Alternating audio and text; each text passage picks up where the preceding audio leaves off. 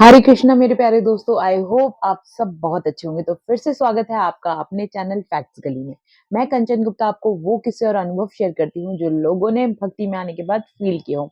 तो आज इस वीडियो में मैं देने वाली हूँ आपके क्वेश्चंस के आंसर्स जो आप इतने सारे पूछ रहे हैं, तो उनके मैं अपने अकॉर्डिंग आंसर्स देने की कोशिश करूंगी। तो पहला क्वेश्चन जो मुझे भेजा है, अभी मैं लेटेस्ट वाले पढ़ रही हूँ, तो जिनका भी पहले मैं पढ़ूंगी आप। तो ये है K503। मैम बिना नहाए कर सकते हैं क्या 3 बजे सुबह नाम जाप?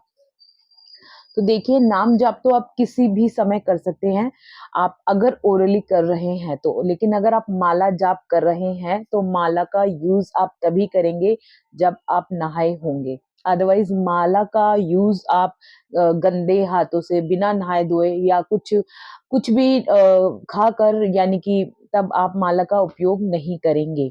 माला का यूज तभी किया जाता है जब आप नहाए धोए होते हैं। तो नाम जाप तो वर्बली आप किसी भी टाइम किसी भी समय कर सकते हैं, पहली बात। अब आपका ये वाला, अब जैसे छोटी सी बात है, फिंगर्स पे हम जब करते हैं जय श्री राम जय श्री राम जय श्री राम, आप किसी भी टाइम कर सकते हैं, कोई भी प्रॉब्लम नहीं है। आपकी बॉडी, आपका मन है, आपका मन कभी भी भगवान का नाम ले सकता है, उसमें कोई भी मनाही नहीं है। ओके, और एक है जो कि, हाँ, बहुत इंपॉर्टेंट क्वेश्चन है और बहुत सारे लोगों के मन में ये क्वेश्चन चलता है, क्योंकि देखिए मैं ये पॉइंट अलग होता है कि कौन नॉन वेजिटेरियन है, कौन वेजिटेरियन है।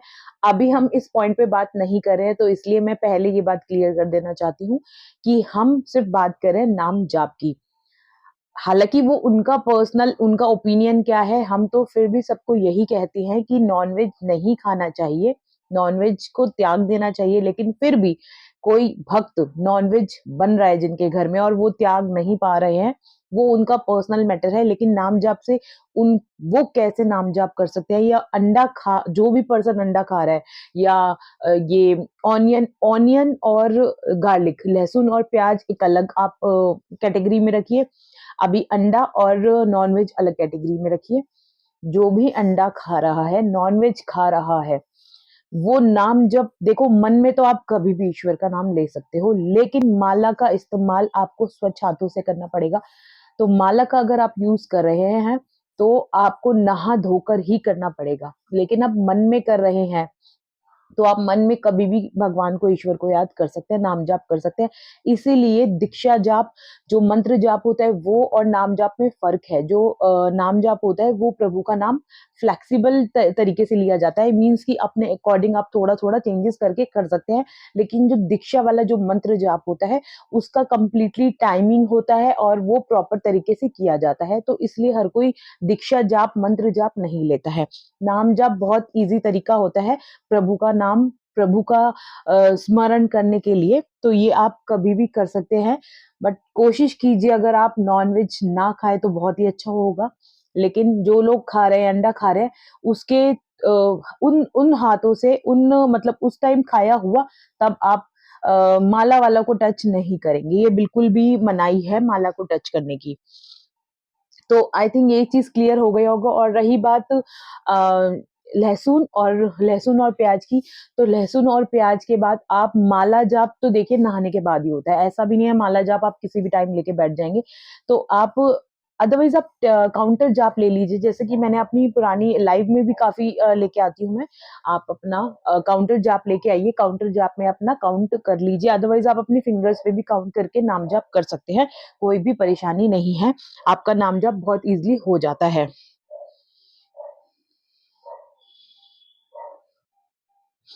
एक जो बहुत इम्पोर्टेंट क्वेश्चन है, काफ़ी लोगों के मन में चलता है, तो ये है, सैड लाइफ ने पूछा है 9586, दीदी जो संकल्प लेके हनुमान चालीसा पढ़ते हैं, उसकी विधि बता दीजिए, कैसे करें, किस टाइम करें, शाम में कर सकते हैं क्या? और इसमें मैं आपको प्याज़, लहसुन का भी बता दूँगी। जब भी हम संकल्प लेंगे, संकल्प लेना मीन्स आपको थोड़ा तौर तरीके से चलना पड़ेगा। संकल्प लेते हुए आपको प्याज़, लहसुन तो छोड़ना पड़ेगा, आपको नहीं खाना चाहिए उस टाइम पे।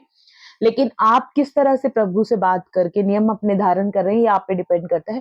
हर पर्सन की अपनी एक प्रॉब्लम्स होती है, तो प्रभु के सामने अपनी प्रॉब्लम्स रखकर ही आप संकल्प लीजिए। और रही बात संकल्प लेने की, तो मॉर्निंग आवर्स तो सबसे बेस्ट होते हैं, ब्रह्म मुहूर्त। लेकिन जैसे कि ठंड का टाइम आ चुका है, तो अगर आप 4 बजे ऑब्वियसली नहीं उठ पाएँगे, जो नहीं उठ पाएँगे, तो वो जब भी नहाएँगे-धोएँगे, आप तब पाठ कर लीजिए, कोई भी परेशानी नहीं है संकल्प के दौरान। तो जो लगने वाली बात होती है, सबसे अच्छा टाइम तो ब्रह्म मुहूर्त का ही टाइम होता है, हनुमान चालीसा का पाठ भी, और जो भी मतलब पाठ आप कर रहे हैं, सबसे अच्छा टाइम ब्रह्म मुहूर्त का, मॉर्निंग आवर्स का ही टाइम होता है। तो नाइट टाइम तो देखिए खा-पी के हम बैठे होते हैं, तो वो तो आप नहा-धो लें, तो भी आपकी बॉडी स्वच्छ एकदम से तो नहीं होती है। तो इसीलिए सबसे अच्छा टाइम ब्रह्म मुहूर्त का टाइम ही होता है।